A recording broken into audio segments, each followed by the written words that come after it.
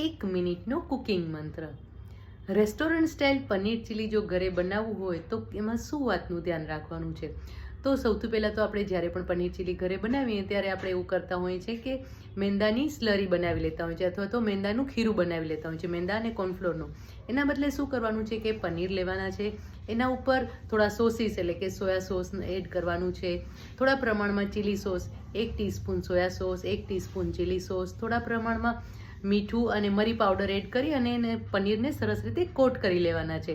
અને હવે આ જે ભીનાશ આવી છે એના ઉપર કોર્નફ્લોર અને મેંદો 2 ટેબલસ્પૂન કોર્નફ્લોર અને 1 ટેબલસ્પૂન મેંદો છાંટી લેવાનો છે અને સરસ રીતે એને મિક્સ કરી લેવાનું છે.